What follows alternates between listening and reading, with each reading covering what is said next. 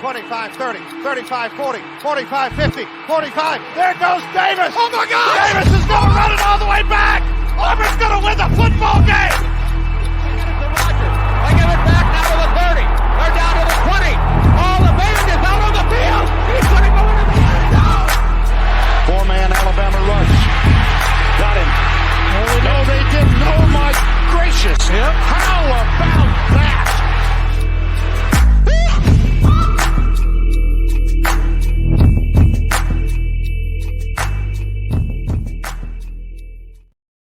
Guys, there are moments in sports history when you realize you've taken greatness for granted, right? The swinging summer of 1998, Dirk's iconic fadeaway, Tiger's fist pump, and now we're talking about Nick Saban no longer stalking the sidelines of college football. The greatest coach in college football history walking away, and we are here to honor the legend here tonight on the 3 Tech Pod, a college football podcast at the intersection of the X's and O's and the Jimmies and the Joes, along with Trey Reeves, Garrett Turney. I'm Mitch Mason.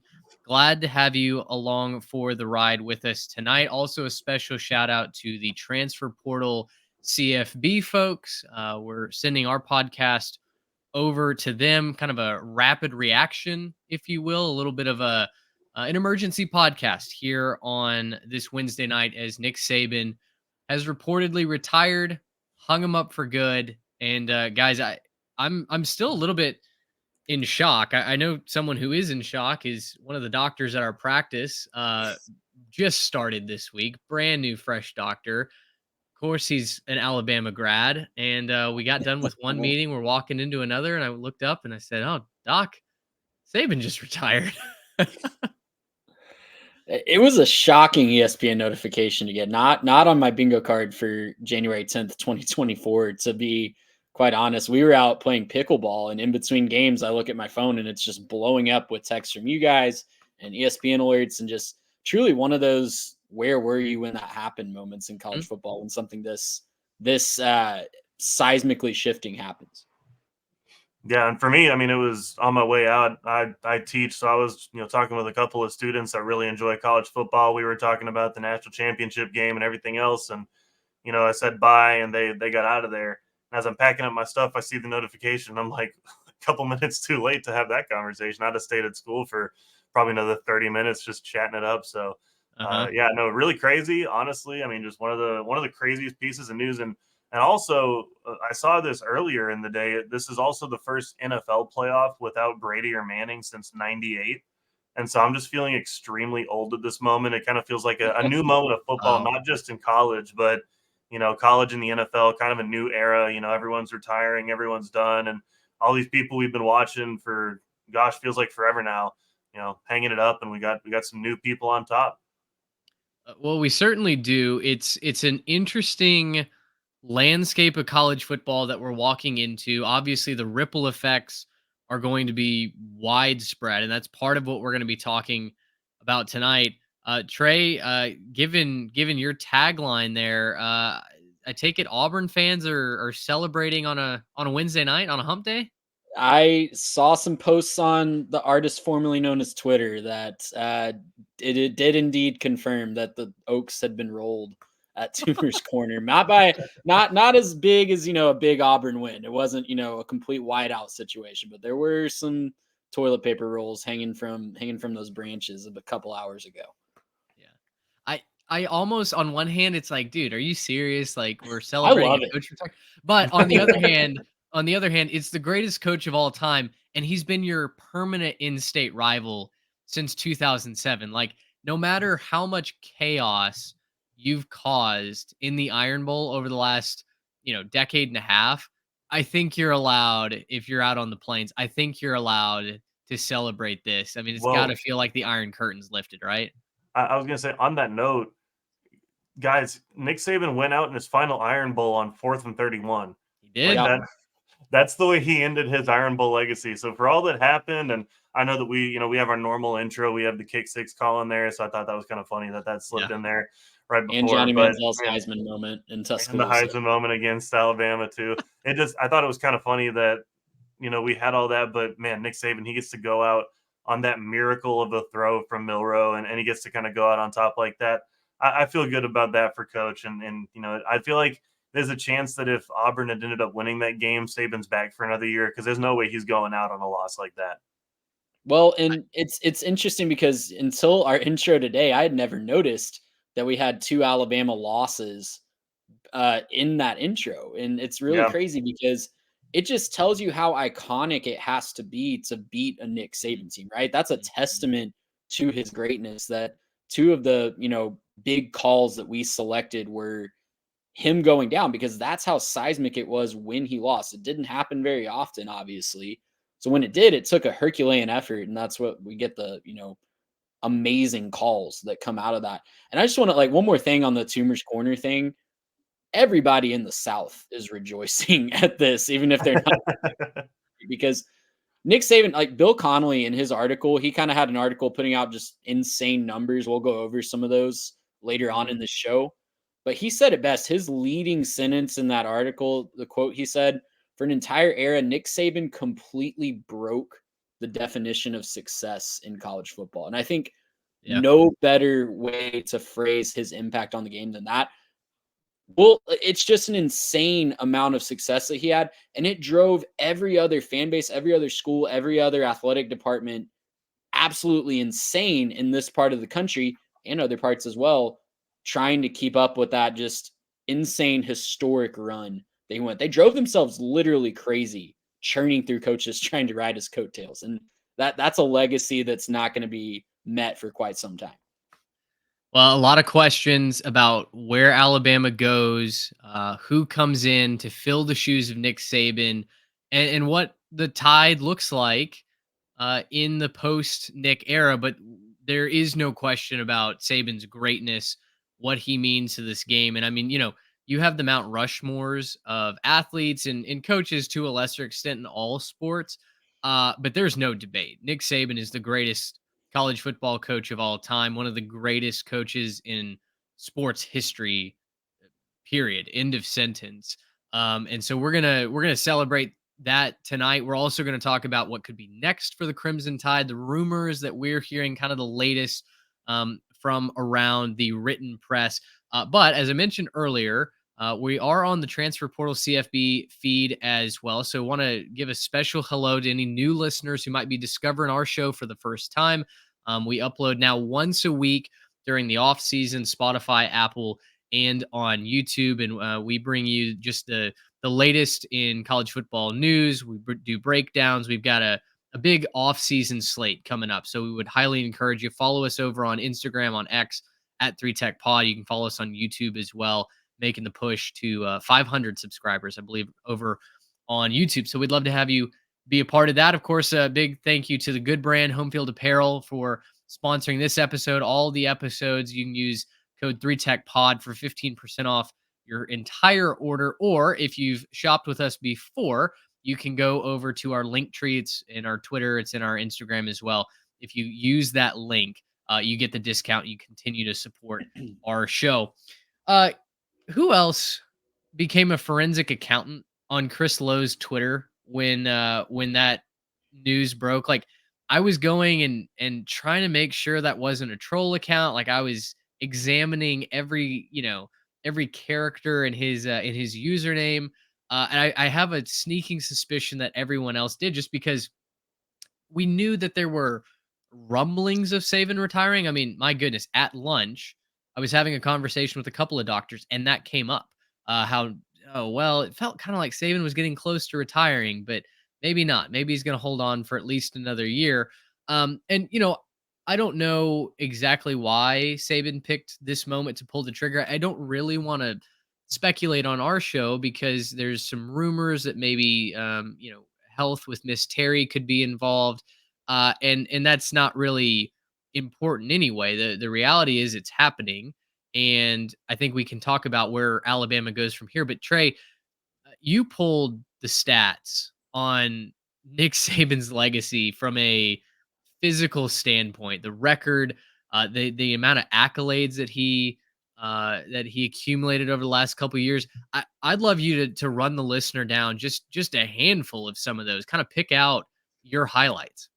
Yeah, I mean, where do you want to start? Of course, we'll focus on his time at Alabama, kind of tie in a few other ones as well. He's at Alabama from 2007 to 2023. Guys, I'll kind of break down in a second just how insane that is when it comes to other SEC coaches and how many coaches the other schools have churned through in that time period. But 7 national titles, 6 at Bama, 1 at LSU. That's the most in college football history. 40 of his former assistants went on to become a head coach in some capacity. 16 straight seasons of winning at least 10 games. Insane. How many programs would kill for just one season of winning 10 games? He hasn't lost more than 2 games in a season since 2010. And he's coached 4 Heisman winners and 49 first round NFL draft picks. Just absolutely insane. That's a record that may not ever be broken, quite honestly. That's just an insane track record of developing talent for the next level. I'll run through this list of SEC coaches that every other team has had real quick. Mississippi State, in the same time that Alabama, since they hired Nick Saban in January of 2007, Mississippi State, Arkansas, and Tennessee have had 6 head coaches. Auburn, A&M, Florida, and Vanderbilt have had 5. Ole Miss has had 4. LSU, South Carolina, Missouri, and Kentucky have had 3. And Georgia is the closest, having just 2 with Mark Richt and Kirby Smart. So the longevity, just the standard of excellence that he set, not all the way at the beginning. Of course, it was a rough year in 2007, but from 2008 on, just you knew what you were going to get from a Nick Saban-led team. They're going to be one of the most talented in the country, year in and year out, one of the most well-coached teams, most well-disciplined teams in the country, and the results speak for themselves. Just an absolute GOAT resume. There is no doubt about it. The accolades that he's accumulated. In my tagline, I made a joke about what year of NCAA 14 is it? We all, if you did the revamped or if you had the imported rosters, everybody has a season where Nick Saban retires and Alabama inevitably goes 3-9 the next season, right? I just never really considered getting to this point as soon as I feel like we did. It felt like Saban was going to coach forever. He might be in a walker out there on the sidelines, and some of those records, regardless, are likely never to be broken. Garrett, when you look at this, like what stands out to you? Like if you have to throw a dart at this wheel of improbable, what do you feel like stands out?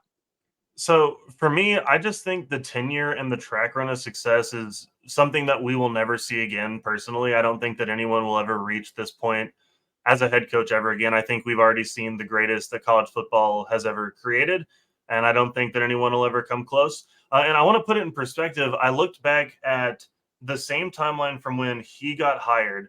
I want to go through a couple of things. So the first thing I want to do is I want to compare Georgia, okay, because I still remember being shocked when they let go of Mark Richt, because in 2007 when he got hired, Mark Richt went 11-2, and in the following seasons he goes 10-3, 8-5, 6-7, 10-4, 12-2, 8-5, 10-3, 9-3, and gets let go.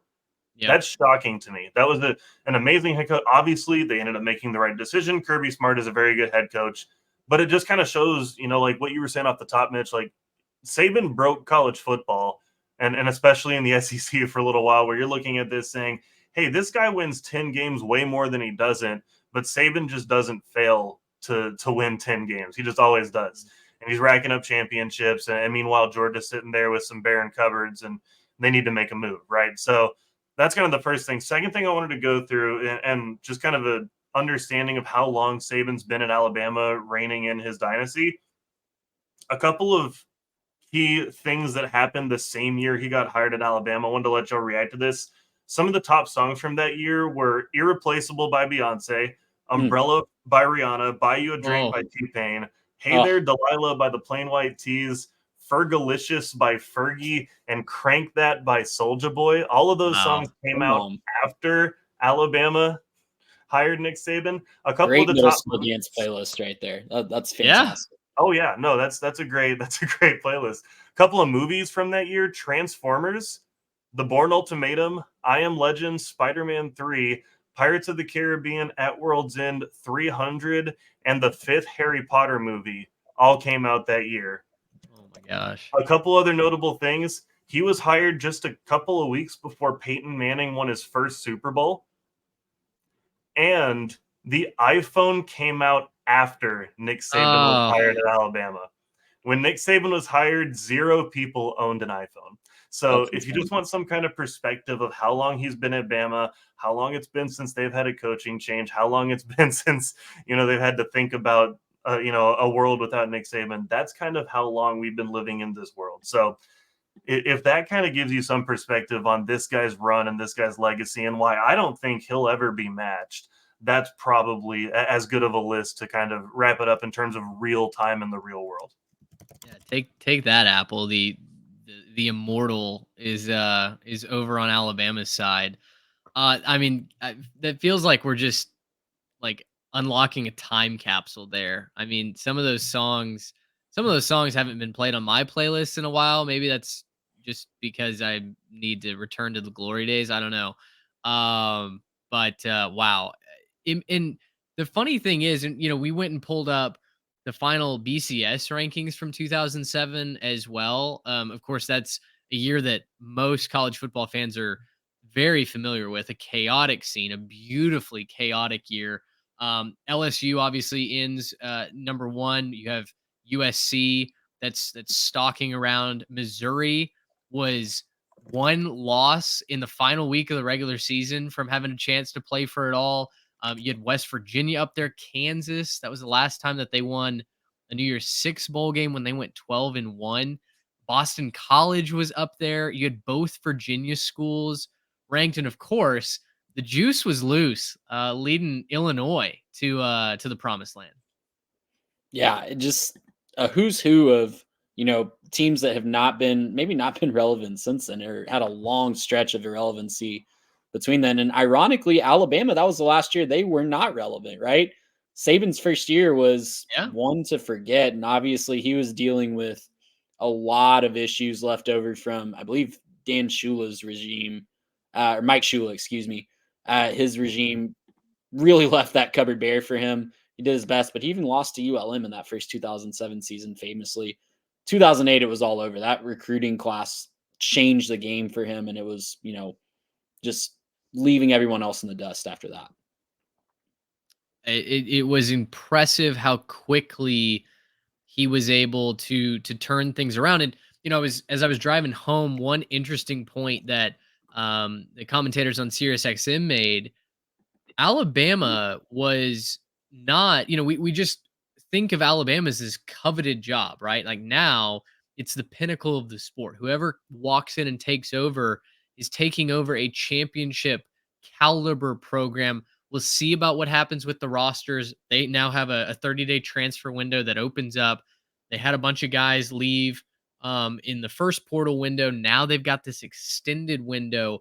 I think a lot of it will depend on who comes in to be the next head coach of the Tide. But one of the things that I was reminded of is in 2007, a lot of the issues that we talk about with the Texases of the world over the last several years, Ohio State, is you had too many cooks in the kitchen. The boosters really ran that program, and it was to the program's detriment, right? You have too many voices, you have too many competing priorities, and the coaching staff just was not able to get the job done. Nick Saban comes in and puts his fist, pounds his fist on the table and says, this program is going to be run my way. We will not have any of that. And he forever not only changed the culture at Alabama, but I think he changed winning culture in college football. So often the best programs, yes, are well funded and well connected, but at the end of the day, the head coach has to be able to shut the doors on his program, push everybody that is not on scholarship or on the coaching staff out, and focus on what happens on the gridiron. And Nick Saban did that better than anyone ever has in college football history. Well, and the other big thing that he did was really turn their recruiting around, because before he got there, their recruiting, it's not awful. It's in the teens, it's in, the 20s in terms of class rankings. That's the early days of the composite rankings. But that 2008 class that changed everything, in the same class, he brought in Mark Ingram, Heisman Trophy winner, Julio Jones, Dante Hightower, Barrett Jones, one of the guys that just anchored that offensive line forever. So just star after star after star. I think it was a third-ranked class that year, but it completely changed the game in terms of bringing NFL level talent. Like we said, 49 first round draft picks that he eventually recruited, not just at Alabama, but in his whole coaching career. Most of those coming to the Crimson Tide, and just constantly having a bevy of those guys on his team at the same time just makes you hard to beat. So as good as he was on the field, as good as he was at getting his teams ready to play week in and week out, even with the target on their back every single week, the recruiting and the roster management and the just talent evaluation to get his guys, not just any 5-star, but guys that will buy into his program and way of doing things, just almost as impressive, if not more impressive to me. Well, and Trey, you're talking about recruiting, but also just like player development, right? I mean, Yeah. we've seen so many people finish with, a top class or a top 3 or a top 5 or something close to the top. But the guys that you're listing, like these guys going off to the NFL, having successful seasons, successful careers, like that speaks to a lot of the development that he did. And that even with his first class, he was able to nail not just the evaluations, but then get the most out of those players, turning, Mark Ingram into a Heisman winner. Like that goes a long way to show, yes, he's a fantastic recruiter, but also just getting the most out of his players and doing the work to develop them and, putting them in the best position to succeed. Right. It's just kind of amazing that you can roll it all into one. Honestly, I had the same thought when I was looking at I think their AD or somebody came out and made kind of a statement about how they were going to go about the coaching search. And when you look at like what they're looking for, is like, we're going to look for a guy who's great at X's and O's and can recruit and develop players and good at relationships. I'm like, oh, so just, you want an all around good coach. It read like somebody who hadn't had to make a recruiting hire since, the iPhone was invented.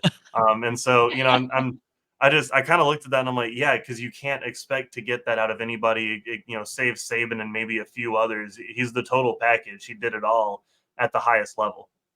Well, what I think it's still Greg Byrne, right? Greg Byrne's the athletic director at Yeah. Alabama. Mm-hmm.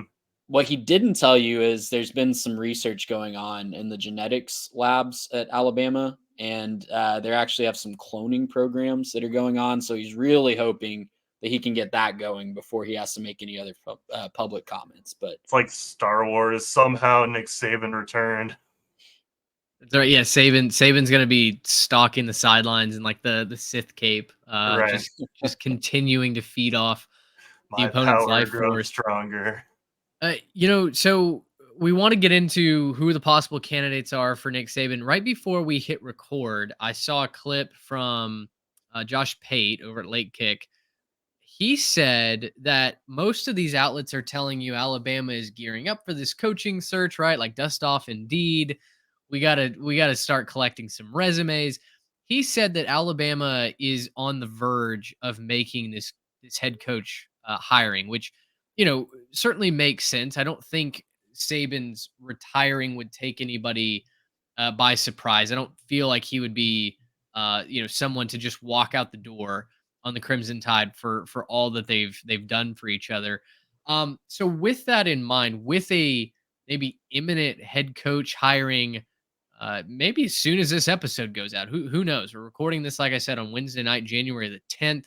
We'll see if maybe Alabama has a new man in place by the end of the weekend. Official visits are certainly in progress for not only transfer portal guys, but also the 2025 class. And Alabama has to get this right. Otherwise, they could risk slipping and falling. We already had 5-star wide receiver Ryan Williams announced that he's decommitting. He's no longer going to be going to Alabama. And so in this era of transfer portal and recruits that flip on because the wind changed, Alabama not only has to get this done quickly, but they have to get it done right with a guy who's going to keep that roster intact, continue to recruit, and keep what Saban has started alive. There are five big names that kind of jump out to me based off of a lot of the articles that have been written. And we were talking with the Walk On Red Shirts, our good friends over. They do their own college football podcast, and the five names that I pulled out of their article were Dan Lanning, Steve Sarkisian, Lane Kiffin, Dabo Sweeney, and Ryan Day. Now they had a couple of other names in there as well, but as I looked at this list, this reads as a who's who, right? Everyone on this list is doing at least above average, right? You can say what you will about Dabo Sweeney, but it seems like Alabama's teed up to just keep the progress in this machine rolling on the tracks. Garrett, when you look at this list, is there a name that jumps out to you as maybe your personal pick if you were the athletic director at Alabama? Well, the first name that you have to cross off, I think, based on the way that the fans perceive it, is Dabo Sweeney. Because I don't know if y'all saw, but there were fans out front at Alabama chanting "anyone but Dabo."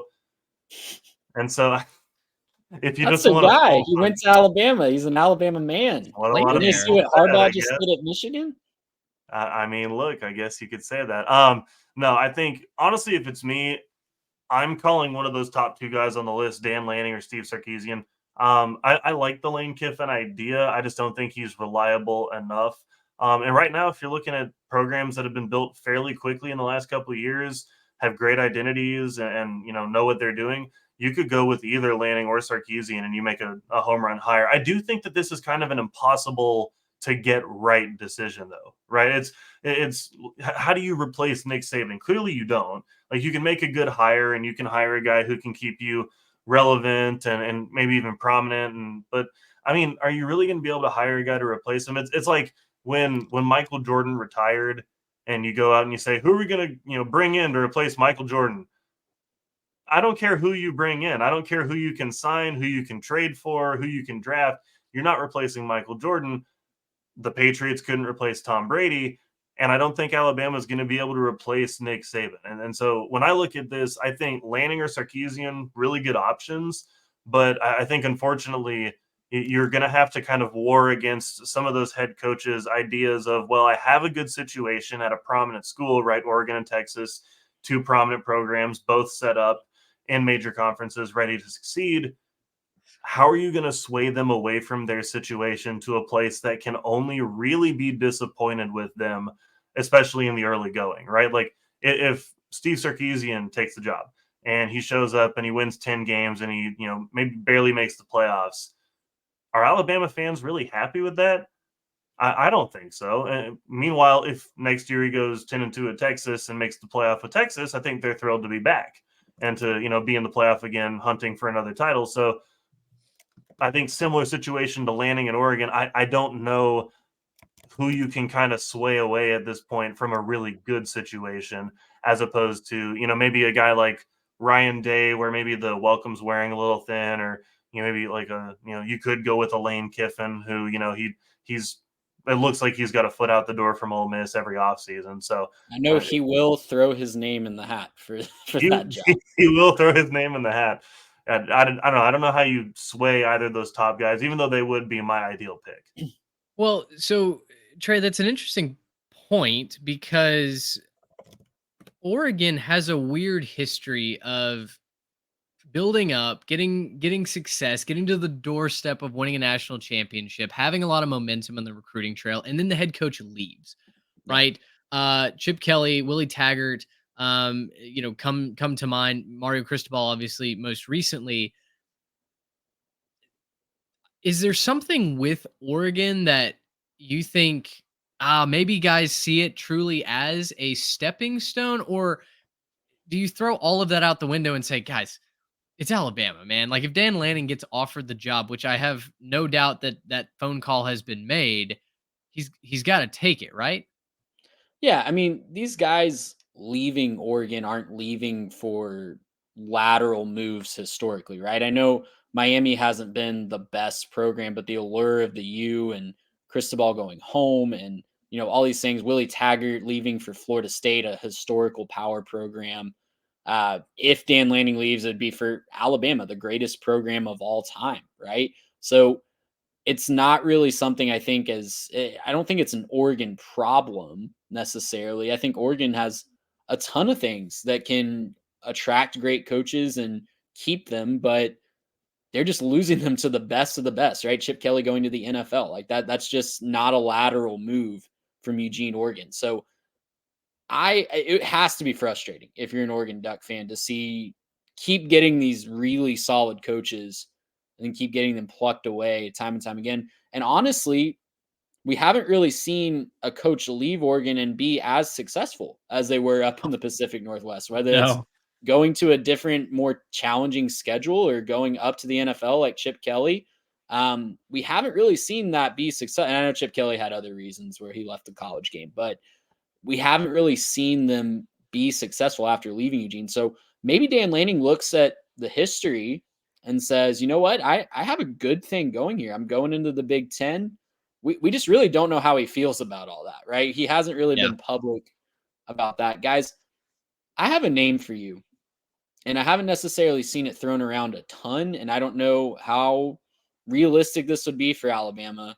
But where did they pull Nick Saban from last time?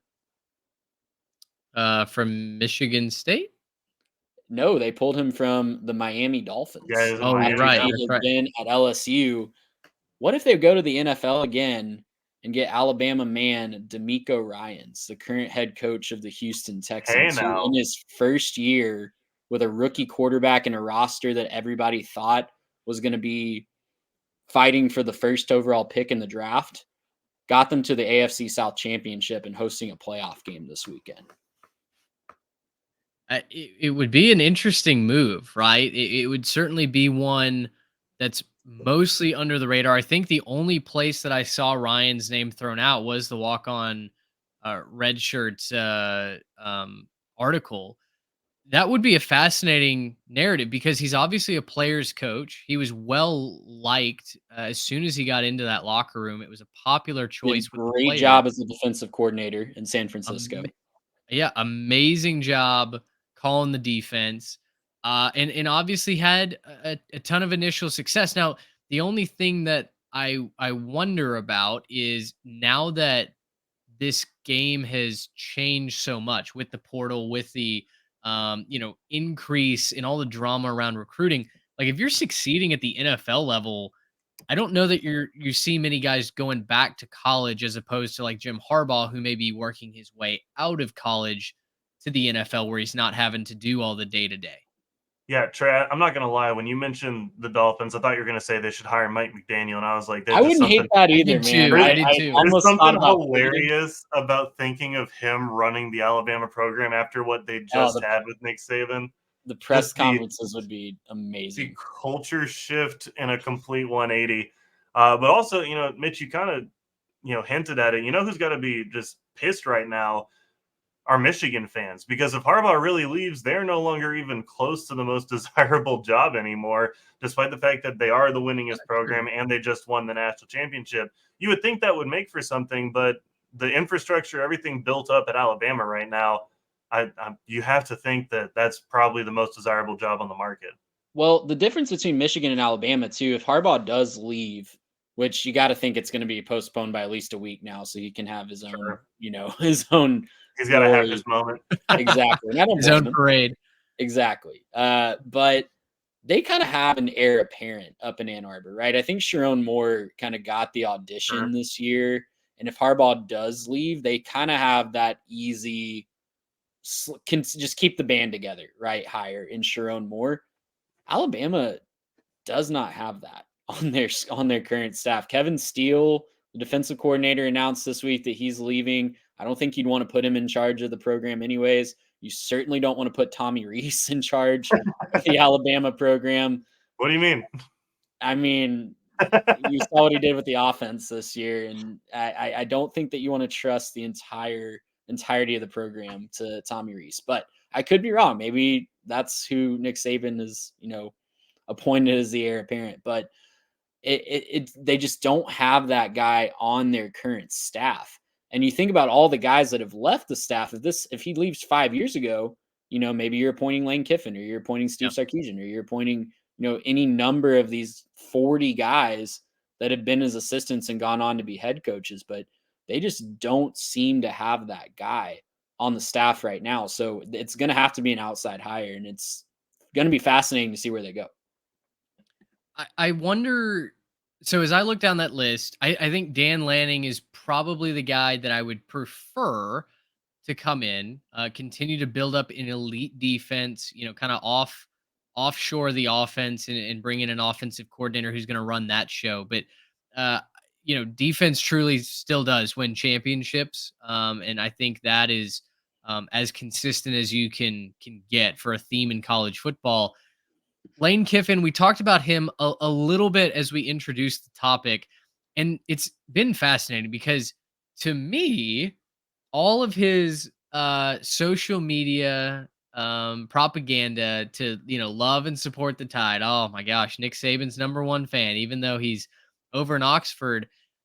It does make a lot of sense if Alabama were to go and extend Lane Kiffin an offer, except for the fact that Alabama, since Nick Saban came in and revamped that program and established a new culture, a new standard, Kiffin is kind of the anti Saban personality wise, which, despite the on field success, makes me think that would prevent Alabama from going out and offering what would be a successful hire on the field. It might prevent them from offering Kiffin that job. Yeah, I think you're absolutely right. I don't know what kind of bridges Lane burned from the time that he was in Tuscaloosa, right? Like, I think a lot of people, if I'm remembering correctly, he jumped straight from Alabama offensive coordinator to FAU head coach. And I remember that Yes. being kind of surprising to people at the time that he would opt to bolt for FAU rather than holding out for a bigger head coaching job. But I I remember some commentary at the time that it may or may not have he may or may not have been invited back. So I don't know how realistic that is.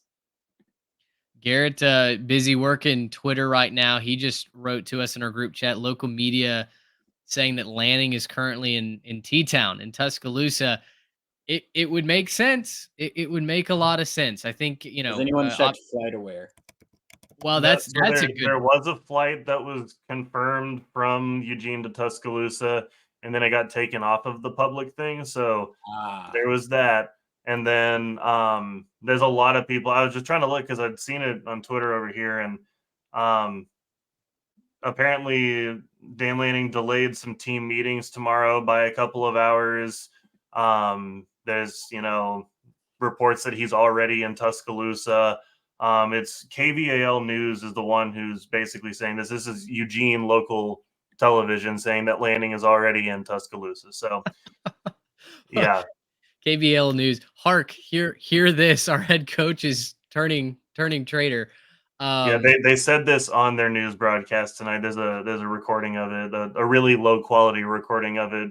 Someone's recording their TV, but yeah, KVAL 13 in Eugene saying that Dan Lanning is already in Tuscaloosa. So Hey, listen, we might already have our answer. Twitter has run with stories based on far less evidence and This is very incredible true. reporting. So I guess watch this space. The last thing that I kind of wanted to say from this top five, and really just to throw out the idea, whether it's realistic or not, is Ryan Day the type of head coach that could be considered for an Alabama, for a Michigan, and I'm not saying Michigan that he would make that jump from Ohio State to that school up north, but is he on the level of these other four, or do you almost feel like, that would be settling? I'm not gonna lie. I kind of feel like if it was announced that Bama was gonna hire Ryan Day, the Alabama faithful would Mark Stoops the crap out of Ryan Day and just send him back. I just kind of have the feeling that that would be nothing even close to acceptable. That would So be sick. and I don't think yeah, that means that he would do a bad job no, I think he'd be necessarily. just fine, but I don't Yeah, think but Bama fans would like him at all. I totally agree with that, and I also think the initial reaction around the SEC would be rejoicing. I don't think that would be the correct reaction, but Right. it would be the reaction. Alabama would still get to the playoff every year. They just probably wouldn't win anything, right? Maybe. Yeah, maybe Maybe. Yeah, lose to Auburn every single year too. Yeah. that's a good point. Start losing to their rival often because that seems to be a pattern for Ryan Day. I feel bad for Ryan Day. I mean, the dude has 3 losses, now 4, I guess, technically in his career, and they're all to they're to an elite program, and then Missouri, who's quickly approaching maybe top 12 status, right? With what Eli Drinkwitz is doing over there.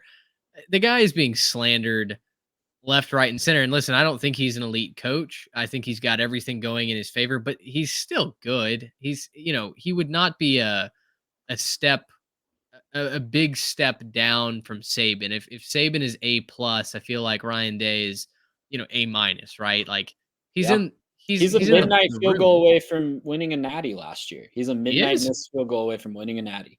That's right. But I think 90 to 90% of programs would be thrilled to hire Ryan Day. Not Alabama though. That's not one of those programs on that list. We haven't talked about the guy, the clear choice, according to I would say many people on the internet. Terry Bowden should be taken over at I'm all Alabama. with it. Please. The memes that would ensue would Hey, just be amazing. Pete Carroll's available too. He He is. recently stepped down from the Seahawks. Yeah. So Well, stepped Maggie, out what of do you head think? coaching, right? Like he's supposed to take an advisor role. At least that's what I read earlier today, but he's available. Yeah. He's not a head coach anymore. That would be. Isn't Carroll really old too? Isn't he in his 70s? Yeah, he's in his 70s. Yeah. So maybe a how do you do fellow kids moment if Pete Carroll were to come back into the game. Well, fellas, should we wrap it there? Any final thoughts before we get out of here?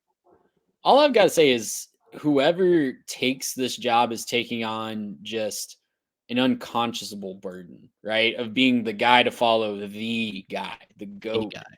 And that just doesn't often work out well. And, people forget that that Alabama before Nick Saban had some dark down years between Bear Bryant and Nick Saban. One national title, and I have the years pulled up. That was 1982 to 2007. One national title. I know a lot of programs would kill for one national title in like a 20-year stretch. Yeah, us right here down in Southeast Texas would really kill for that. But that's way below the Alabama standard, and that one national title was an outlier of a season in those years. So it's not a guarantee that they get this right.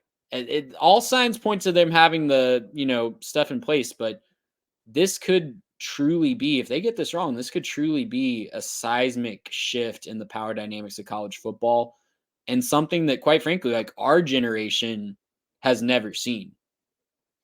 Yeah, and really my last thing to say on this is whoever's taking this job, the whole born on third base, I don't even think fits it. You're born steps from home plate. Just remember how to slide, right? At this point, you almost can't mess up the Alabama program. For 2 years, and you're one recruiting class away from it all going away, though. No, yeah, I mean, and a couple bad coaching decisions, blow a couple of games, it could be a problem. I want to close with this kind of funny prediction here from Robert Behrens on Twitter. He says Dan Lanning will go to Alabama to fill the hole. Oregon would then hire Lane Kiffin. Okay, Ole Miss would then hire Jed Fish to fill that hole. Arizona hires Jamie Chadwell away, and Liberty fills their position with Jimbo Fisher. Oh my word! And I just think that's the funniest outcome, and I'm officially rooting for it. That is one thing we didn't really touch on is we're about to get, in our show notes, or I guess in our Google Drive, we did one coaching carousel episode and we left room for a part 2. It really felt like we weren't going to need a part 2, but I think after this hire, especially if it's one of these elites like a Dan Lanning, you're absolutely going to need a part 2 to break it all down. Well, and if the Michigan job comes open as well, I mean, that's another huge program, national championship, right? So you're looking at 2 massive programs coming open at the same time in the same offseason. You could be looking at some serious ramifications across the coaching world, and they'll be pulling from big programs, so then other big programs will have to fill those spots, and it'll all trickle down from there. So, really interesting to see how this ends up working out, and I think it's going to be some kind of a wild ride and some really fun times ahead for us. So I'm excited to break that down with y'all. Hey, the off season continues to give us content. We will take that for as long as it wants to hand it over. Again, we are doing one episode a week now through the off season, but of course you can find more regular content over on our YouTube channel as well. Interact with us on Instagram and on X at 3Tech Pod. And we would love to keep the conversation rolling with you. We will continue to monitor this. I'm sure we'll have another episode when Alabama does make a head coaching hire. Our next episode is scheduled, I believe, to go live on Monday. So we won't have another live episode before then. But if we get to react to that on Monday morning's episode, great. If not, we will talk to you at a later date. But for Trey Reeves and Garrett Turney, I'm Mitch Mason. Thanks so much for hanging with us. Until next time, so long, everybody. Gracious him. How about